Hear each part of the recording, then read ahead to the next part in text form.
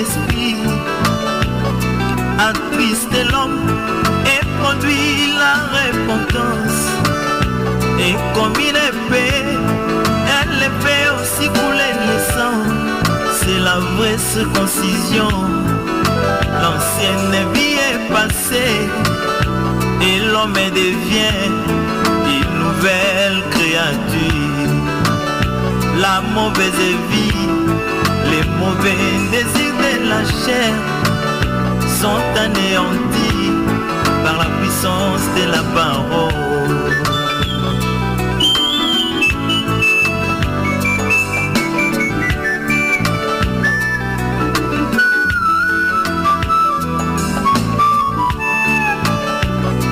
J'ai vu Pierre après la vision du Saint-Esprit.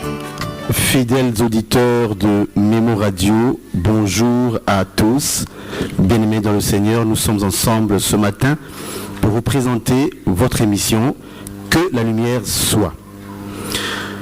Nous sommes en train de parler du double honneur qui doit être réservé au ministre de la parole. Et nous estimons vraiment que Pasteur Clyde nous a suffisamment nourris dans ce sous-thème. Mais est-il que lors de la toute dernière production le samedi, il y a eu des questions. Le temps donc d'évacuer ces questions, nous pensons que nous pourrons revenir dans l'arche de Noé. Entre-temps, nous voulons vous représenter ici le nouveau programme juste pour la semaine parce que nous nous sommes rendus compte que vous étiez en train de nous attendre encore dans la soirée. Par conséquent, nous avons pensé que nous pouvons travailler cette semaine seulement, lundi, mardi, le matin, donc maintenant là, et lundi, mardi en soirée. Donc nous serons en même temps ce matin et en soirée. Lundi, mardi, mercredi en soirée, jeudi dans la matinée et vendredi dans la soirée ainsi que samedi dans la soirée. Vous aurez de plus amples précisions à la fin de l'émission. Pour l'heure, nous voulons vous rappeler également que nous sommes en train de préparer un grand rendez-vous pour le 9 août prochain. Et vous savez que c'est la conférence biblique que organise l'émission Que la lumière soit en collaboration avec l'église Le Rassemblement des Saints.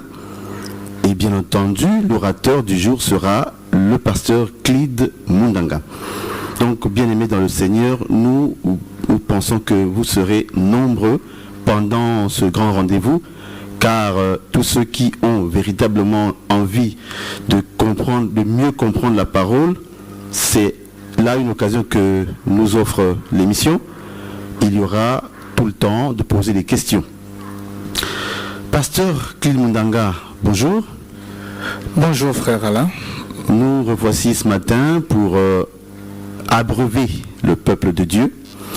Mais nous aimerions, pasteur, que vous étanchiez d'abord la soif de ceux-là qui avaient posé leurs questions le samedi. Si vous pouvez prendre un peu de temps pour eux, ce serait une très bonne chose. Oui, nous prendrons donc ce temps-là. Et nous voulons, tout avant, frère Alain, rassurer le public, rappeler encore que nous comptons les jours maintenant, au bout du doigt. Nous sommes déjà à moins de 2 semaines. Nous comptons les jours. C'est déjà le 9. Le 9, c'est le jeudi de la semaine prochaine. Donc c'est pour dire que nous ne sommes plus loin. Jeudi de la semaine prochaine à 15h30. Et voilà, la grande activité va débuter. Donc nous voulons sensibiliser par ce contact tous les amoureux de la parole. Nous l'avons dit la fois dernière, tous les citoyens célestes. Tout citoyen céleste y est convié. Nous allons parler de notre patrie céleste. Nous allons parler de notre éternité, des choses importantes. des choses très importantes parce que nous parlerons alors du salut. Donc nous appelons, nous rappelons et nous sensibilisons donc toute la vie océane, tous ceux qui nous suivent à cette heure.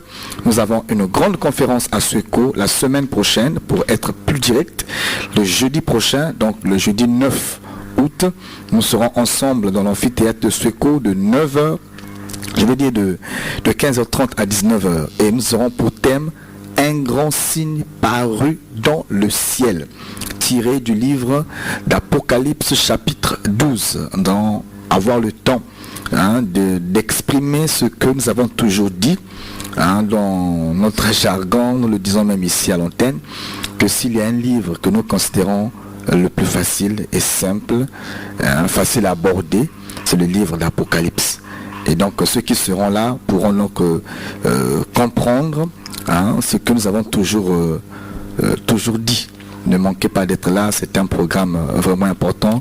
Nous invitons les églises sœurs, nous invitons les hommes de Dieu, nous invitons les frères dans la foi, les sœurs, nous invitons vraiment tout le monde, chantre, diacre, protocole. La question du salut est une question qui concerne tout le monde.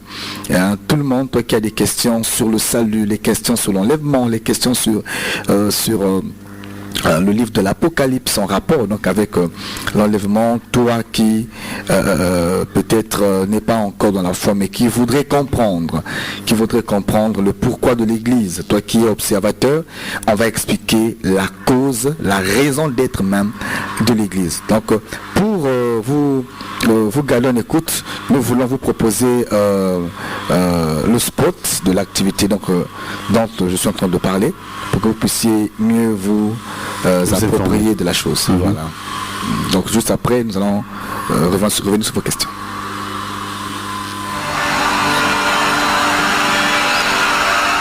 Événement. Peuple de Dieu de la ville de Pointe-Noire, amoureux et amoureuses de la parole de vérité, ceci vous concerne.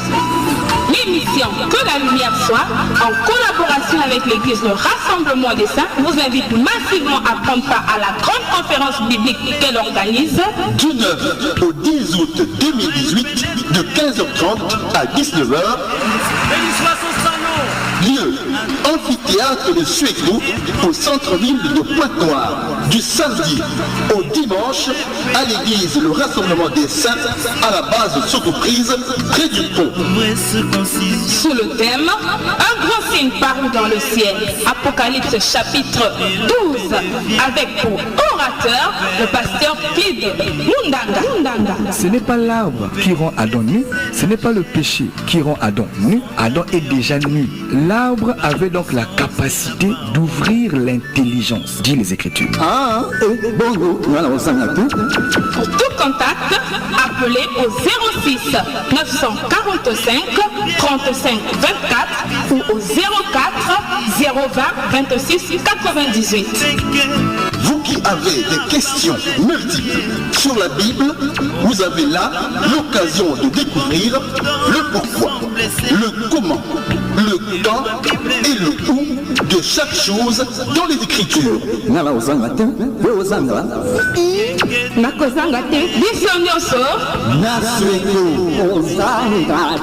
Que Dieu vous bénisse. Zambi kusakumuna benu. Nzambe apambola bino.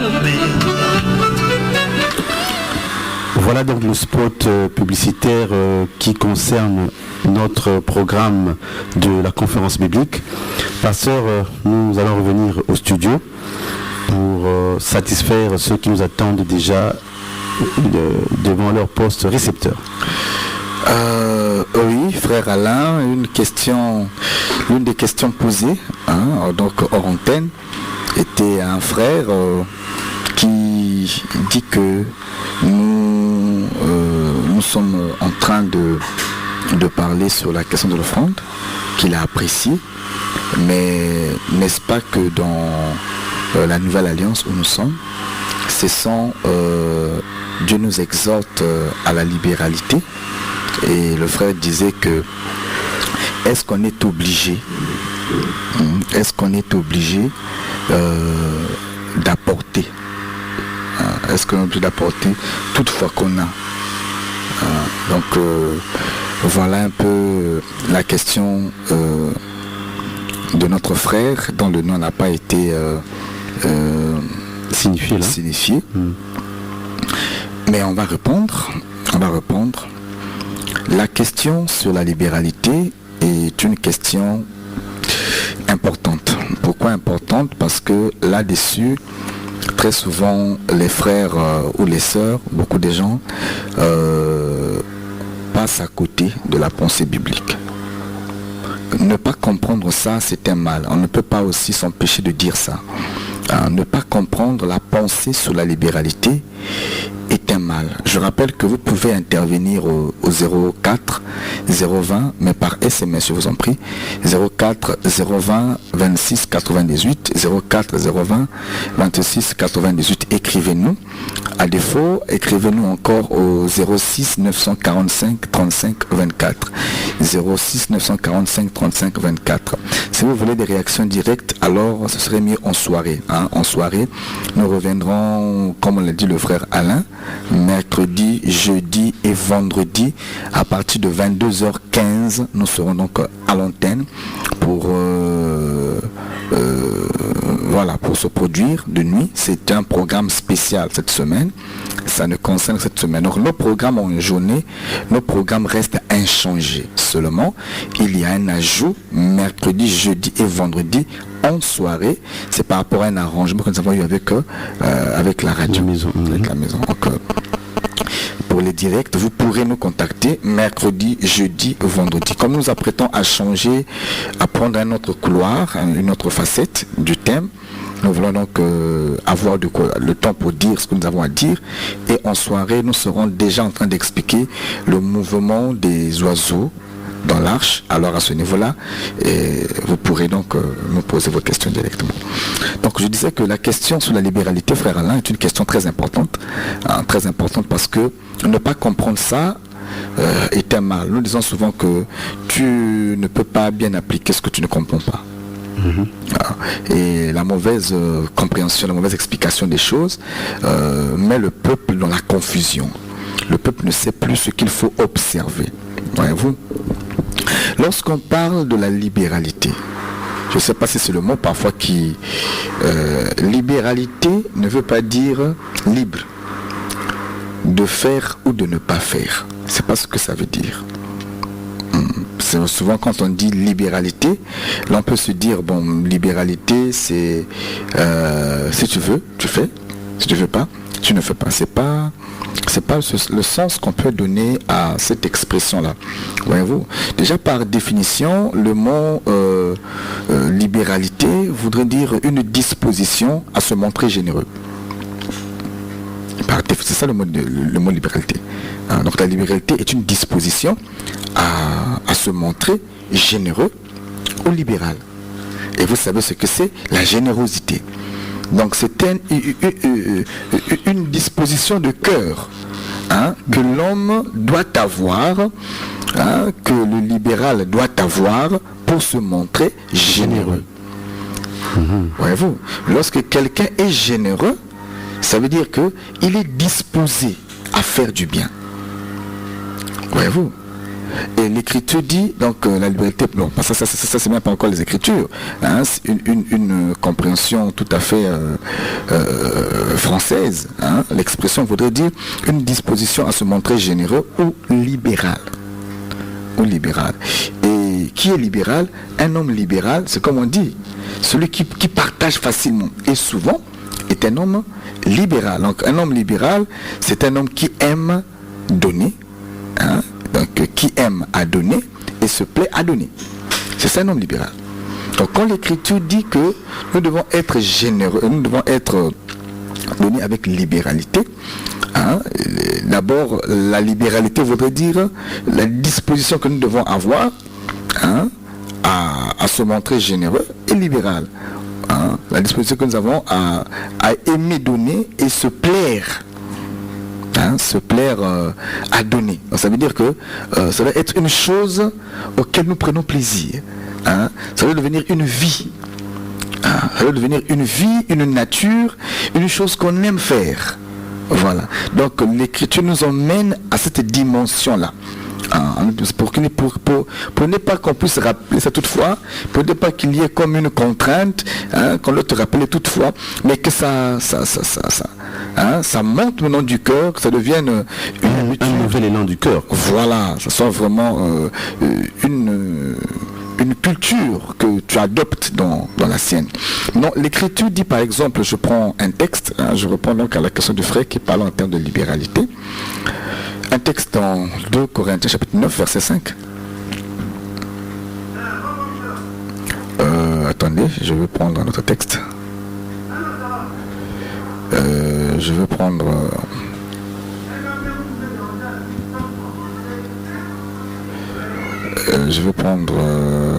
permettez que je prenne 1 Corinthiens.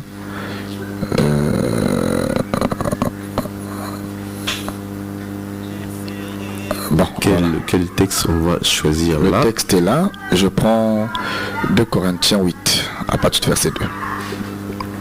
À partir du verset 2. 2.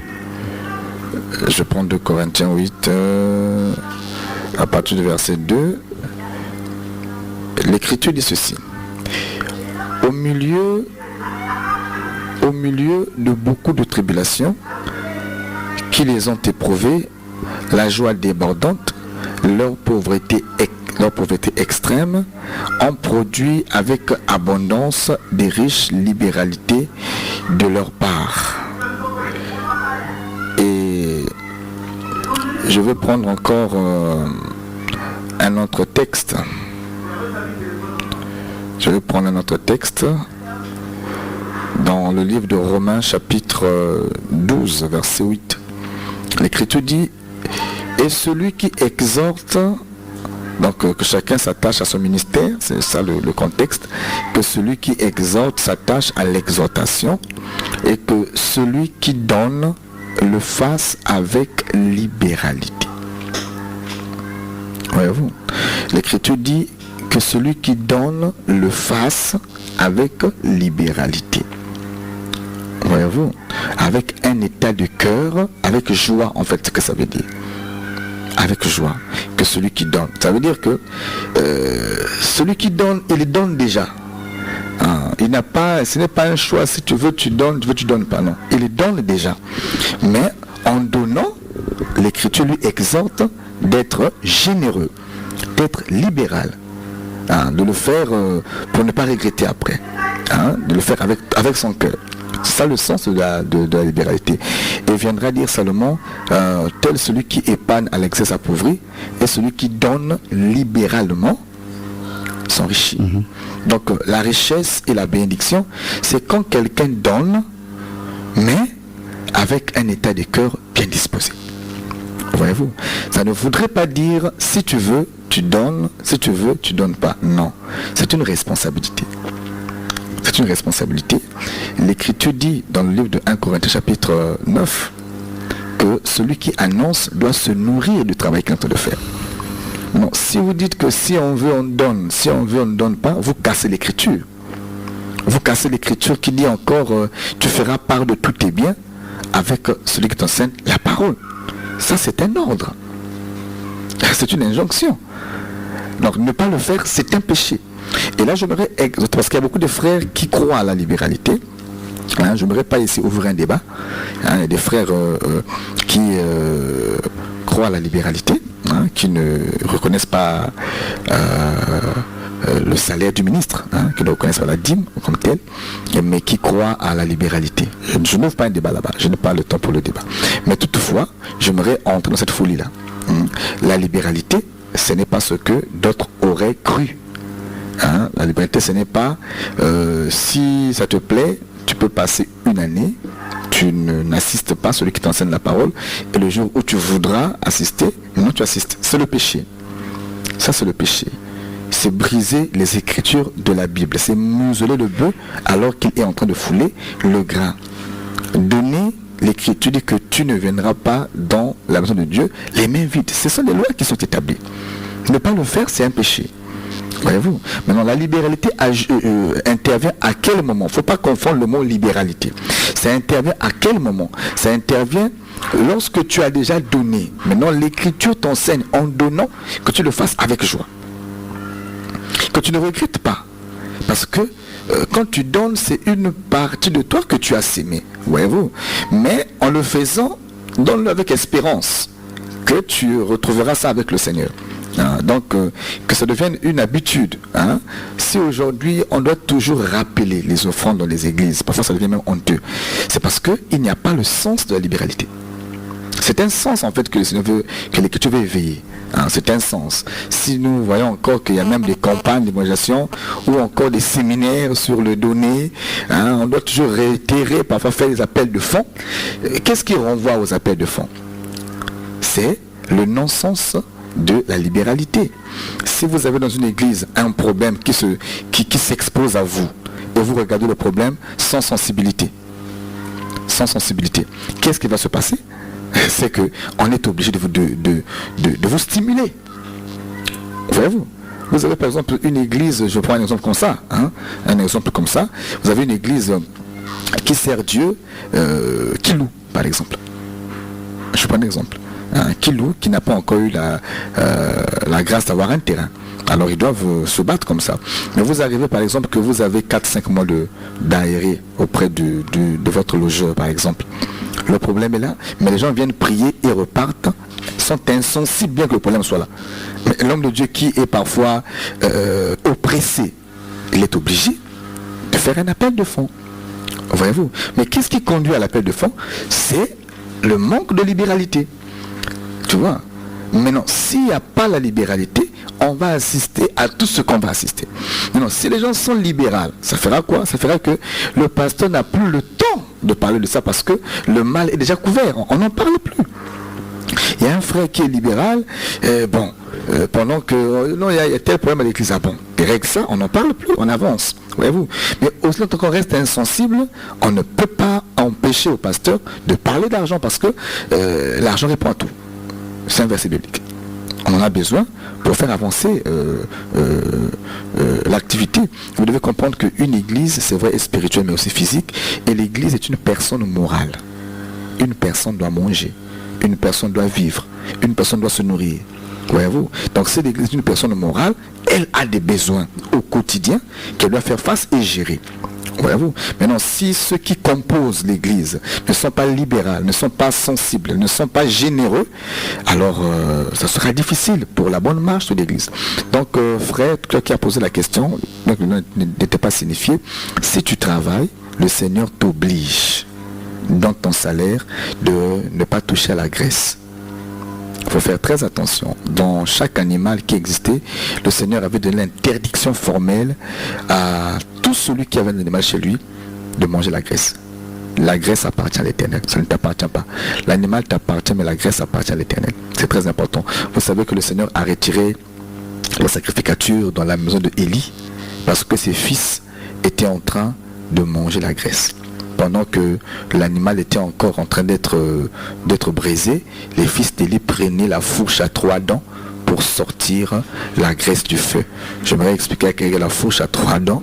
C'est un mouvement prophétique, mais nous ne sommes pas là. On ne va pas rentrer là-bas, sinon on va encore s'écarter de la pensée. Mais comprends que quand tu as la fourche à 3 dents, quand tu prends la graisse de l'Éternel, tu auras des problèmes avec Dieu dans ce que tu reçois dans ton revenu, et il y a la part qui revient à Dieu.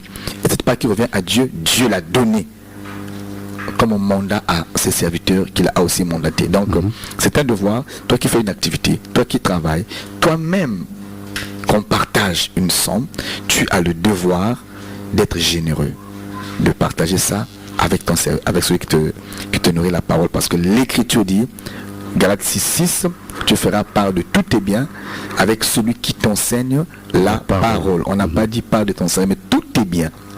C'est important, frère. Le frère a parlé de la libéralité, mais plongeons là aussi. C'est très important. Je verrais pas mal qu'une personne offre quelque chose de ses biens à un homme de Dieu. C'est très important. Et quand on parle de libéralité, la libéralité, c'est une disposition à donner de façon cash ou par mandat. Voyez-vous? Et une libéralité, l'Écriture dit dans Galates 6, verset 6, tu feras part de tous tes biens avec celui qui t'enseigne la parole. Voyez-vous? J'enseigne ici sans prétention. J'enseigne ce qui est écrit. Tu feras part de tous tes biens avec celui qui t'enseigne la parole. Quand on dit tous tes biens, ça va plus loin que même un revenu. Parce que le bien d'un homme n'est pas toujours son revenu. Mais un homme peut avoir plusieurs biens autres que son revenu. L'Écriture exhorte aux saints qui écoutent l'enseignement de faire part de tous leurs biens avec celui qui leur enseigne la parole. Voilà pourquoi vous verrez qu'à Jérusalem, les frères qui avaient compris ça, certains mettaient leur propriété pour l'avancement de l'œuvre. Vous savez, vous avez ici chez nous, on n'est pas trop habitué à cette culture-là de libéralité. On n'est pas trop libéral, mais nous croyons que c'est une nature en fait qui est en nous, mais que nous ne voulons pas sortir. Ça est là, mais on veut parfois étouffer ça. Vous savez, sous d'autres cieux, ici aussi, il y a des frères qui sortent du lot, qui le font. Vous voyez un frère, par exemple, qui a 5, 6, 7 parcelles et qui peut faire un don à l'église d'une parcelle. Ça, c'est un frère qui a compris. On dit part de tous tes biens. Ça peut être un salaire que tu partages, ça peut être un bien autre. Puisque c'est écrit, si seulement nous sommes chrétiens comme nous le disons, on ne peut pas avoir honte et peur de le faire. Si les religions d'à côté le font, pourquoi ça doit devenir un crime lorsque l'Église recommande ça? À côté, ça se fait sans bruit. Mais quand c'est l'Église, avec beaucoup de versets, on ne veut pas mettre en pratique ce qui est écrit. C'est la mauvaise disposition de cœur. Qu'on n'a pas encore aimé suffisamment, on trouve des prétextes, mais lorsqu'on a aimé, voilà, ça passe sans problème. Donc voilà, frère, libéralité ne veut pas dire si je veux, je donne, je veux pas, je donne pas, non. La liberté, c'est donner, toujours donner, mais avec un cœur généreux. Voilà, frère. Donc je pense qu'on a épongé la dernière question.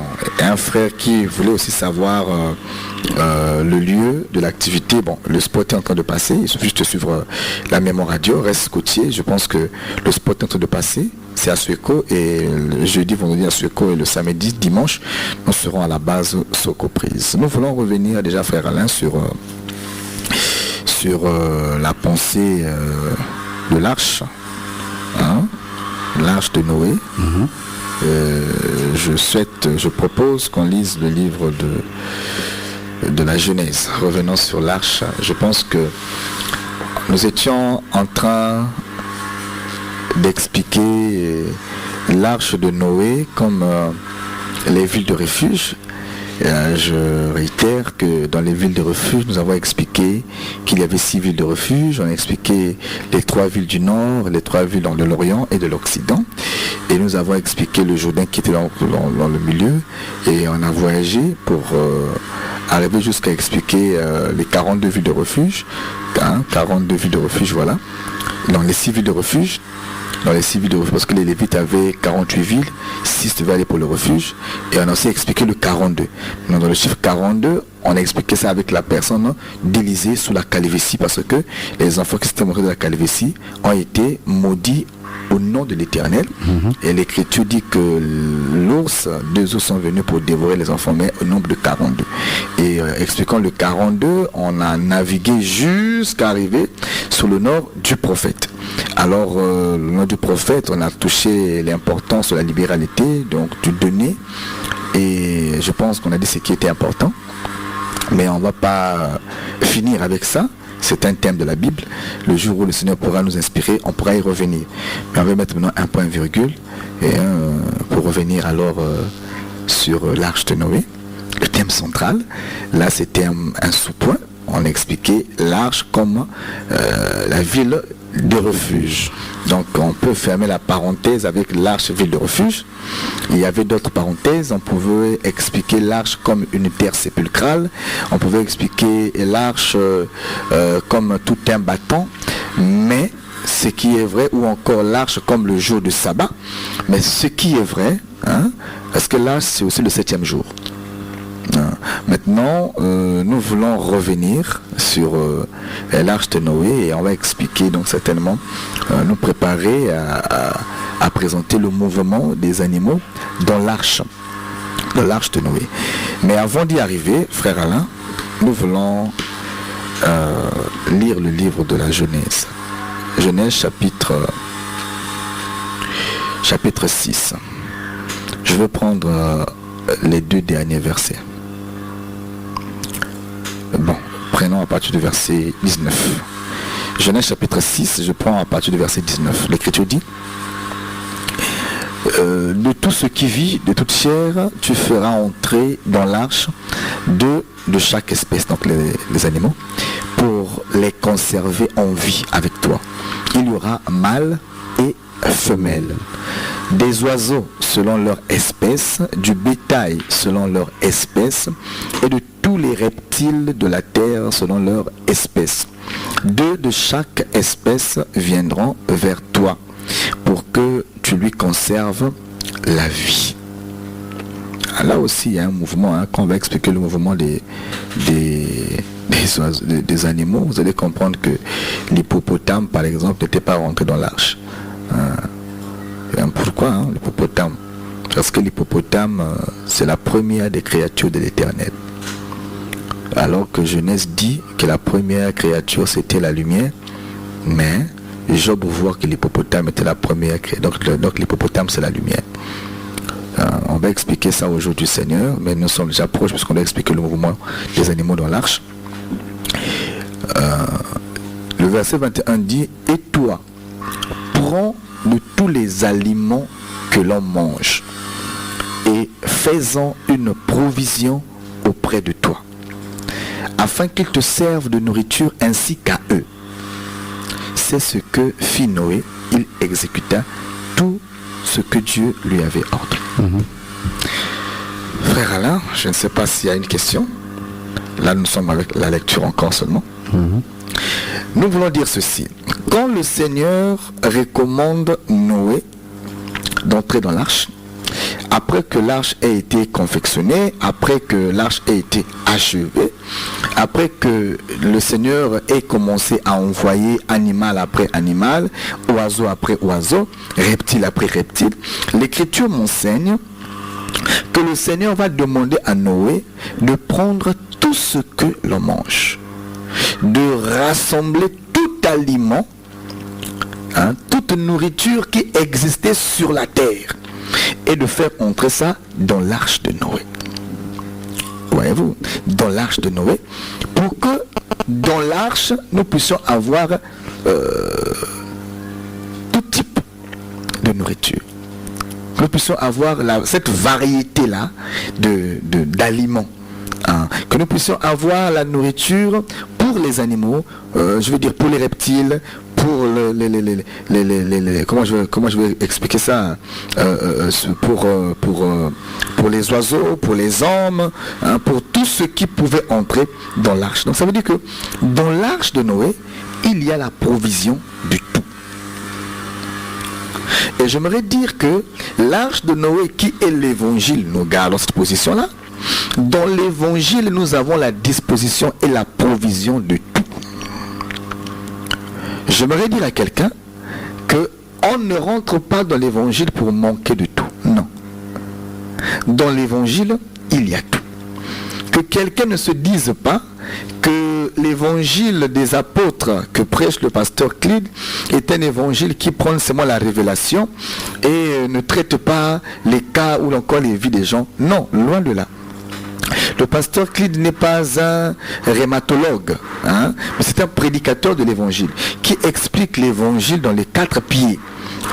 On peut expliquer la révélation, on peut expliquer la prophétie, ce qui est un peu notre ligne ici à l'émission, puisque c'est que la lumière soit. Mais nous traitons aussi la vie de l'Église, nous traitons aussi les cas de l'Église. Nous croyons que l'évangile est puissant pour délivrer, pour restaurer, pour guérir, pour solutionner tout problème que ce soit. Dans l'évangile, il y a toute la nourriture.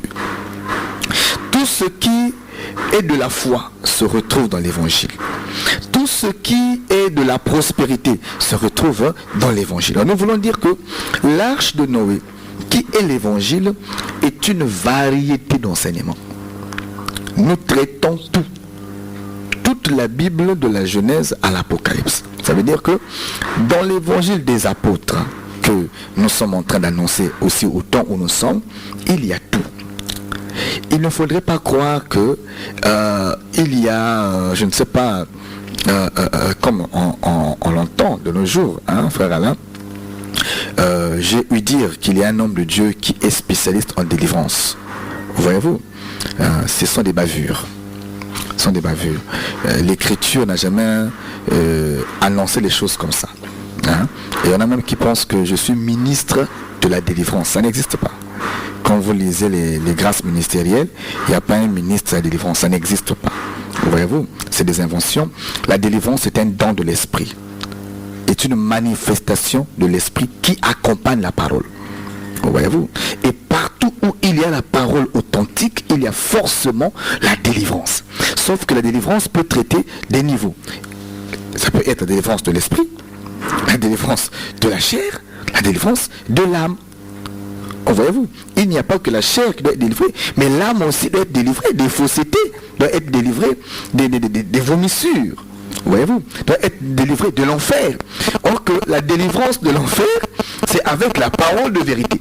C'est avec la parole qui est capable de circoncire. J'aimerais dire, frère Alain, hein, le ministre de la délivrance, c'est juste des intimidations comme ça, hein, l'intimidation charnelle que certains profèrent. Mais nous voulons rassurer le peuple que l'Écriture dit, voici les signes qui accompagneront ceux qui auront cru. S'il n'y a pas encore la foi véritable, parce que la foi vient de ce que l'on entend, et ce que l'on entend vient de la parole de Christ. La parole de Christ, c'est l'enseignement des apôtres. Donc si l'enseignement des apôtres n'est pas encore annoncé et que nous voyons des miracles, nous disons que ces miracles-là posent interrogation. Voyez-vous, vous avez des miracles même chez les féticheurs, hein? Vous en avez aujourd'hui un peu partout. Voyez-vous, mais ce qui nous différencie des autres, c'est que chez nous, dans la Bible, c'est la parole qui précède les miracles. Les miracles viennent après la parole. Donc ce n'est pas un homme qui est tout puissant ou qui est donneur de miracles, c'est la parole qui produit le miracle. Amen. Au sein du peuple. Voyez-vous, et partout où il y a la parole authentique, je crois que les œuvres doivent accompagner la parole. Je crois à la révélation, mais je crois aussi à la puissance qui doit accompagner la révélation. Voyez-vous, mais j'ai du mal à croire à une puissance qui n'a pas de parole. Voyez-vous, c'est un problème. Donc nous disons que dans l'arche de Noé, dans l'évangile du salut, maman, toi qui m'écoutes, il y a tout. Si tu es malade, tu as un problème qui t'angoisse, l'Écriture dit, si tu crois, tu verras la gloire de Dieu. Amen. Ça veut dire, pour voir la gloire de Dieu, il faut croire. Et toi, pour croire, il faut écouter la parole de vérité. Voyez-vous, ne prenez pas plaisir aux paroles qui bercent vos oreilles, mais prenez plaisir à la parole qui traite ton âme, ta chair et ton esprit. C'est très important. Et cette parole-là aussi délivre. Moi, je crois, frère Alain, qu'on n'est pas obligé, hein, de parler de la délivrance pour que Dieu délivre. Voyez-vous, tu peux parler du salut et Dieu délivre les gens. Le problème, c'est quand l'esprit descend, l'esprit opère. Voyez-vous, tu peux parler sur la sanctification et Dieu délivre aussi. Voyez-vous, d'ailleurs, une vraie délivrance, il faudrait que le peuple se prépare aussi. Il faudrait qu'il y ait, même quand, lorsque l'on fait l'école de guérison, par exemple, comme ça se passe souvent dans le monde anglophone, hein, Healing School. Quand vous partez dans le Healing School, vous verrez qu'on prépare le peuple avec certains enseignements qui préparent le cœur. Hein, on stimule la foi. Parce que s'il n'y a pas la parole, le miracle est impossible. Voyez-vous. Ou encore, c'est autre chose, c'est la magie. Hein, donc on ne peut pas dire que on ne délivre. C'est pas l'exorcisme. Nous ne faisons pas de l'exorcisme. Hein, c'est dans l'exorcisme là où on peut avoir des spécialistes en exorcisme. Ou je veux dire en exorcisme. Mais nous ne faisons pas comme font les exorcistes. Nous annonçons Christ et la puissance de la parole délivre les âmes. Amen. Et nous croyons que toute parole authentique est accompagnée de la puissance, pourvu qu'on l'annonce véritablement. Donc nous voulons dire que dans l'arche de Noé, il y a la disposition de tout. Il y a toute la nourriture. Et la parole traite tous les cas. C'est ce que ça veut aussi dire. La parole traite tous les cas. La parole nourrit tout le monde. Parce qu'il y a une chose curieuse que je trouve dans l'arche de Noé. Vous avez dit qu'il y avait les provisions pour tous les animaux. Entre-temps, il faut les classer, je dirais, en deux groupes, les herbivores et les carnivores. Qu'est-ce que vous en pensez? Un carnivore dans l'arche de Noé? Non, c'est impossible. Le carnivore dans l'arche de Noé, c'est le loup qui rentre dans le troupeau. Parce que le seul carnivore dans le troupeau, c'est le loup.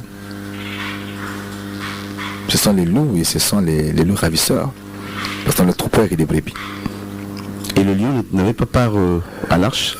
Bon, tout le monde mangeait l'herbe avant la nouvelle, les nouveaux cieux et la nouvelle terre.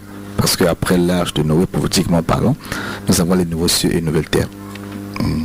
Mais avant ça, il n'y avait pas de carnivore. Il n'y avait pas de carnivore, on se nourrissait de l'herbe. On a commencé à manger la chair, c'est dans le nouveau monde. Mais avant, même l'homme mangeait l'herbe. Voilà pourquoi nous disons souvent, même quand Dieu dit à Adam que tu mangeras ton pain à la sueur de ton front. Mais Adam ne mangeait pas le pain. Adam ne mangeait pas. Adam ne connaissait même pas le pain. Adam mangeait l'herbe. Et nullement dans la Bible on a vu Adam manger un pain. Donc Dieu prophétisait. Amen. Donc nous disons que dans l'arche de Noé, il n'y avait pas de carnivore. Tout le monde devrait... Mais sinon, Noé lui-même serait bouffé. Serait bouffé. Mais vous avez aujourd'hui des carnivores qui veulent entrer dans l'arche. C'est triste, nous avons une espèce de carnivores qui veulent entrer dans l'arche. Après Christ, les voyants, il a dit faites attention aux loups ravisseurs. Donc nous disons que dans l'arche qui est l'évangile, il n'y a pas de carnivore. Tous nous mangeons la nourriture de Noé, nous mangeons la parole véritable. Amen. Et dans la parole véritable, il y a la provision pour tout le monde. Ce qui est bien dans l'évangile, c'est que l'évangile traite tout. Si tu es pauvre, l'évangile traite ton cas. Si tu es aussi riche, l'évangile traite ton cas. Si tu es démuni, si tu es rejeté, si tu es abandonné, Dieu te connaît. Et le Seigneur traite ton cas. Si tu es orphelin, tu es veuve et que tu es rejeté quelque part, tu es abandonné, tu es privé de tes droits, tu es marginalisé, tu vas vers les tribunaux, personne ne sait te comprendre. Je viens te dire qu'il y a un Dieu qui t'a connu avant même que tu deviennes veuve, et ce Dieu a dit à ton sujet qu'il est celui qui prend soin des veuves et il est le père des orphelins. L'évangile traite tout. Si tu es riche, la parole aussi traite ton cas. Si tu es malade, il est Jéhovah Rapha. Il est disposé à apporter la guérison à ton cas. Le problème, c'est que tu dois croire en sa parole. Amen. Tu dois croire qu'il est mort et qu'il est ressuscité d'entre les morts. Tu dois croire qu'il est ce Seigneur véritable. Et quand tu crois, tu vois la gloire du Seigneur. C'est très important. Donc nous rappelons au peuple de ne pas courir ça et là. De ne pas courir ça et là. Le miracle est dans la parole. L'onction est dans la parole. Il suffit de croire et le Seigneur, croire, prier, le Seigneur se manifestera. Le miracle, c'est pas... parce qu'aujourd'hui, parfois, on est en train de... comment je vais dire ça? On est en train de marchander, on est en train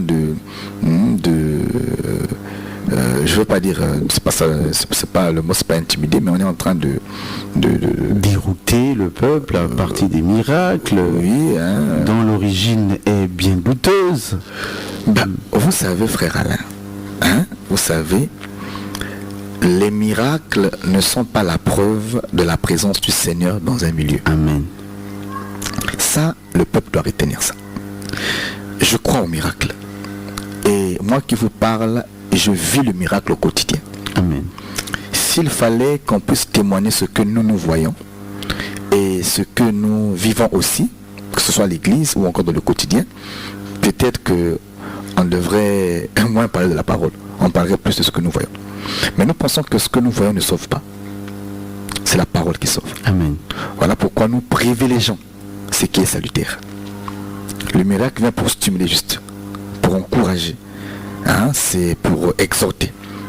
Et si nous tombons sur un thème comme ça, on peut en parler. Mais ce qui est nécessaire d'abord, c'est que l'âme soit sauvée. Que l'on comprenne la parole du Seigneur. Sinon le miracle, on le vit au quotidien. Et l'Écriture, La Bible est claire, c'est les miracles qui doivent nous accompagner. voilà. On ne doit pas courir vers les miracles. Et ça accompagne quiconque croit. Quiconque croit. Ça n'accompagne pas seulement le pasteur. Ce n'est pas le propre d'un certain ministre qui serait spécialiste. Non.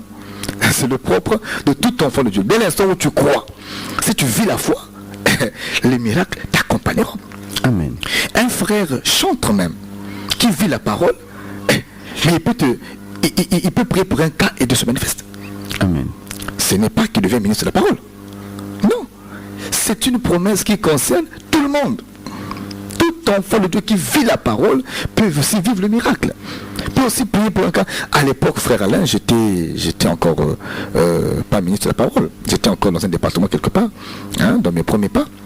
Et nous étions devant un cas, une situation vraiment désespérée. On était loin du pasteur. Dans le quartier, on venait me voir, mais frère, toi qui pries, on a un problème ici, voilà. J'étais à Macabo 418, mon pasteur était à la base. Là, il est 2h du matin. Je ne sais pas comment venir à la base pour voir mon pasteur. Ah non, je leur ai dit, venez, on va prier. Je les ai rassemblés, on a prié. Frère Alain, authentique. Dès que je suis authentique, le Seigneur s'est manifesté puissamment. Et je parle d'une personne qui était, bon, je ne sais pas si elle était morte ou comment, mais ça faisait 2 heures qu'elle ne respirait pas. On était à Macabo 418. Je parle pas hors de pronom, je suis pronom. 418. Ça faisait au moins 1 heure ou 2 heures qu'elle ne respirait plus. On a prié authentique. Mais à l'époque, je n'étais même pas responsable dans mon église locale. J'étais un serviteur, c'est vrai, un ouvrier, mais je n'étais pas responsable dans mon église locale. Mais le Seigneur, j'ai cru que c'est une promesse, une provision pour tout le monde. Tu vois? Donc ce n'est pas, et ce n'est pas pour ça que je devais avoir la prétention de devenir ministre de la parole. Non. Le ministère, c'est autre chose. Frère, tu peux prier, les boiteux marchent, c'est bien, tu bénis le Seigneur, mais ce n'est pas la preuve que tu es ministre de la parole. Amen. Parce que là-bas, parfois on s'embrouille. Tu as eu deux visions qui se sont accomplies, tu deviens prophète. Voyez-vous? Mais quand on te pose devant les textes prophétiques, tu ne peux pas te défendre. Tu es prophète comment? Il faut mettre la nuance entre le don et le ministère. Amen. Tu peux avoir le don de prophétie, c'est bien, mais tu n'es pas ministre prophète. Voyez-vous? Le ministre prophète, c'est celui qui est capable d'expliquer les textes prophétiques et de situer le peuple par rapport aux éventuels accomplissements, parce que c'est son domaine. Voyez-vous? Mais si on continue à mystifier le miracle, ça met aussi quelques coques en jambes. Le miracle, c'est le propre de tout enfant de Dieu qui vit la parole. Amen. Qui vit la parole. Et le ministre ou encore la présence de Dieu ne peut pas être attesté à cause des miracles. Jésus a dit, beaucoup viendront et feront des miracles. Parfois même en mon nom. Voyez-vous? Donc l'un des signes même par lesquels on pouvait identifier quelques loups ravisseurs, c'était aussi le miracle. Sans parole. Sans parole. Miracle sans parole. Jésus a dit ceci. Plusieurs diront, Seigneur, Seigneur, n'avons-nous pas fait des miracles en ton nom? Ils ont fait des miracles au nom de Jésus, mais Jésus n'était pas avec eux. Parce qu'il leur a dit, éloignez-vous de moi, car je n'ai... comment il dit ça? Éloignez-vous de moi. Voyez-vous, non? Je ne vous ai jamais connu. Ça veut dire que depuis le départ même, parce que dans la Bible, il y a je ne vous connais pas, et il y a je ne vous ai jamais connu. Ça veut dire que là, c'est depuis l'éternité, ils ne le connaissaient pas. Mais dans le temps, ils sont aventuriers et ils ont fait des miracles au nom de Jésus. je suppose, une campagne où on prie au nom de Jésus qui sort, le démon aussi sort, et le miracle se passe, mais Dieu n'est pas là. Vous frère Alain. Dieu n'est pas là. Et pourtant, ceux qui verront le miracle. Mais Dieu n'est pas là. Hein? Mais Dieu n'est pas là. Frère, je vous en prie, écrivez, nous sommes presque à la fin. On ne pourra pas prendre les appels. Écrivez. Juste un SMS, ça fera du bien. Mais le miracle est là. Et pourtant, Dieu n'est pas là. Donc nous voulons dire au peuple que dans l'arche, il y a tout. Mais faites attention. Le miracle, c'est bien pourvu qu'il accompagne la parole. Amen. Si le miracle commence à précéder la parole, il y a un problème. Nous croyons au miracle. Et je dis que nous vivons le miracle au quotidien. Nous avons des frères et des sœurs qui peuvent le témoigner. D'ailleurs, nous parlons à Point-Noir, nous sommes implantés à Point-Noir. Nous ne parlons pas pour parler. Mais seulement, ce qui est plus important, c'est que ton âme d'abord soit sauvée. Et le miracle qui n'accompagne pas la parole est un miracle dangereux. Nous croyons au miracle, mais nous croyons au miracle qui accompagne la parole. Bien-aimés dans le Seigneur, nous voici à la fin de cette émission et nous voudrions vous compter nombreux, en tout cas pour le rendez-vous du 9. Pendant ce rendez-vous, nous aurons la possibilité de poser différentes questions et j'espère vraiment que vous avez compris le bien fondé de cette émission. Nous vous rappelons rapidement le nouveau programme juste pour cette semaine en tout cas. Lundi, mardi, nous sommes là à 10h15, de 10h15 à 11h. Le mercredi, donc après-demain, nous sommes en soirée, mais à partir de 22h15. 22h15, 23h. Ensuite, jeudi, nous sommes en matinée 10h15, 11h et en soirée, jeudi, 22h15 à 23h. Vendredi également, 22h15 à 23h, mais samedi, 20h30 à 21h15. Seulement, cette semaine, nous sommes repartis en soirée juste pour vous préparer à monter avec nous en matinée. Parce que nombreux nous ont cherché en soirée pendant que nous étions déjà désormais en matinée. Il y a un arrangement comme ça avec la maison Mémo Radio. Donc, lundi, mardi, mercredi, jeudi, vendredi et samedi, nous serons avec vous et nous allons manger la parole pure. Que ceux qui ont les oreilles entendent ce que l'Esprit dit à l'Église Corps de Christ et que ceux qui entendent comprennent la parole de Dieu et la mettent en pratique. À bon entendeur, shalom.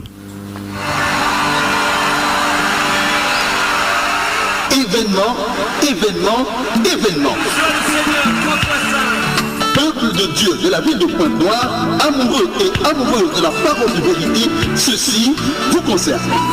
L'émission Que la lumière soit, en collaboration avec l'église Le Rassemblement des Saints, vous invite massivement